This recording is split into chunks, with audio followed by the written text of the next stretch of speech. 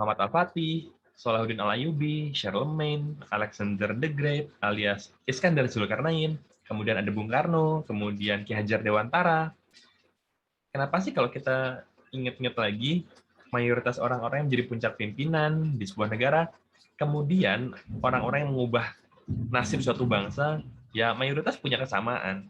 Kesamaannya adalah mereka anak raja atau anak bangsawan. Dan kembali ke judul, dan kenapa juga zaman dulu sistem kerajaan adalah sistem yang hampir dipakai oleh semua negara. Malah kalau enggak, semua negara. Saya bilang hampir, jangan-jangan saya sendiri yang nggak tahu kalau ada bentuk lain selain kerajaan. Jadi kerajaan itu adalah seseorang jadi puncak pimpinan suatu negara, digantikan anak laki-lakinya, atau anaknya lah, kalau nggak ada anak laki-laki, mungkin anak perempuan atau enggak menantunya, kemudian digantikan lagi oleh cucu laki-lakinya. Nah, kalaupun keluar dari keluarga itu, bentuknya adalah ya ada yang nyerang, perang. Yang nyerang biasanya juga anak bangsawan lain, kemudian jajat-jajat bunuh-bunuhan, kemudian diganti deh oleh keluarga yang baru, dan kemudian digantikan oleh keturunannya. Kenapa sih bentuknya kayak begitu?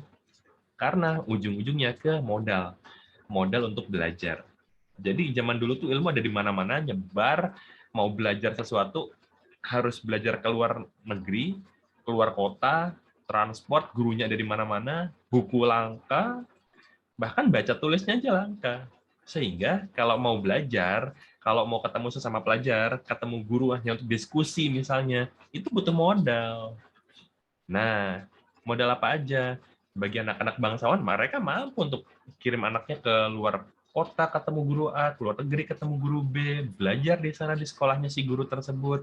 Mereka mampu mengumpulkan uang untuk modal bekal transportasinya, bekalnya bertransportasinya, akomodasinya. Lebih enak lagi anak raja. Anak raja bisa panggil aja gurunya untuk nginep di istana. Akomodasinya disediakan oleh pihak kerajaan, sehingga ya anak raja dapat pendidikan terbaik. Nah, yang kedua adalah anak-anak raja, anak-anak bangsawan rata-rata kecerdasannya juga di atas rata-rata. Kenapa? Dari sebelum lahir, gizi mereka terpenuhi dengan baik. Sehingga pas mereka lahir, mereka berkembang, bertumbuh dengan gizi yang baik ya, mereka jadi memiliki kecerdasan yang di atas rata-rata masyarakat pada umumnya. Dan faktor penunjang lainnya dari gizi adalah anak raja atau anak bangsawan nggak mikirin besok mau makan apa, besok harus jualan apa, besok harus kerja apa untuk bertahan hidup. Sehingga mereka bisa mengalokasikan banyak waktu di pikirannya untuk belajar, untuk berdiskusi, dan bahkan menyusun strategi di masa depan, kerajaan saya harus bawa kemana, harus bertempur dengan siapa. Kalau dalam kondisi geografis tertentu, kerajaan saya kuatnya apa. Kalau kondisi tertentu, geografis tertentu, medan tertentu, perang harus dengan cara seperti apa. Itulah kenapa mayoritas orang-orang yang menjadi pimpinan adalah anak-anak raja. Dan sekarang kenapa nggak relevan? Karena orang-orang dengan latar belakang apapun bisa jadi pemimpin dengan syarat dapat akses ke pendidikan, dapat akses ke ilmu atau ke informasi, dan mereka cukup gizi. Itulah kenapa yang dulunya harus anak-anak raja atau anak bangsawan, sekarang kelas menengah pun sudah bisa, menengah bawah pun sudah bisa mendapat pendidikan yang baik.